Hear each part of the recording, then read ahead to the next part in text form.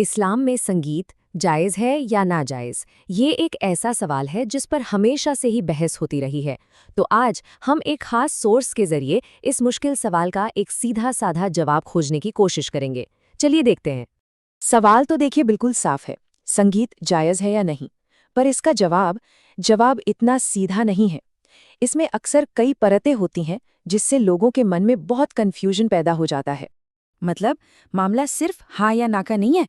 असली उलझन तो इस बात को लेकर है कि भाई कौन सा संगीत ठीक है और कौन सा नहीं। क्या कुछ खास तरह के साज या कुछ धुनें हैं जिन पर कोई पाबंदी है? तो लोगों को असल में चिंता किस बात की है? क्या संगीत की कोई एक तय सीमा है या फिर कुछ खास तरह का संगीत सुनने या बनाने पर रोक है? चलिए इस बात को जरा और करीब से समझते हैं। पहली और सबसे आम चिंता वो ये है कि क्या कुछ खास धुनें हराम हैं। ये एक आम सोच है कि शायद कुछ तरह का संगीत तो जायज़ है पर कुछ तरह का नहीं।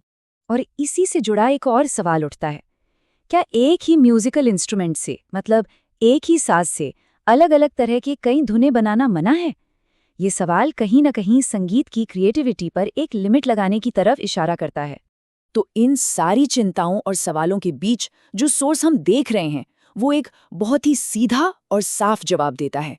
एक ऐसा जवाब जो शायद सारी शंकाओं को एक ही झटके में खत्म कर दे।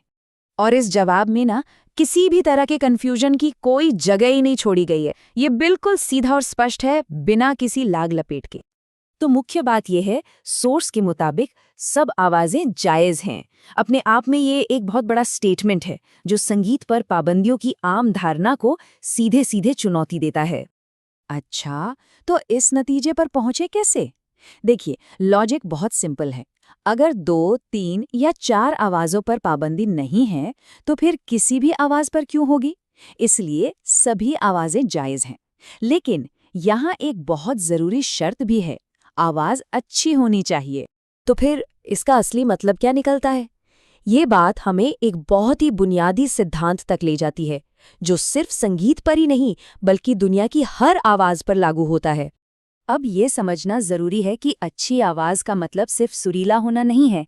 इस सोर्स के हिसाब से अच्छी आवाज़ वो है जो जायज़ है, यानी जिसका असर और नीयत अच्छी हो, न कि सिर्फ उसकी धुन।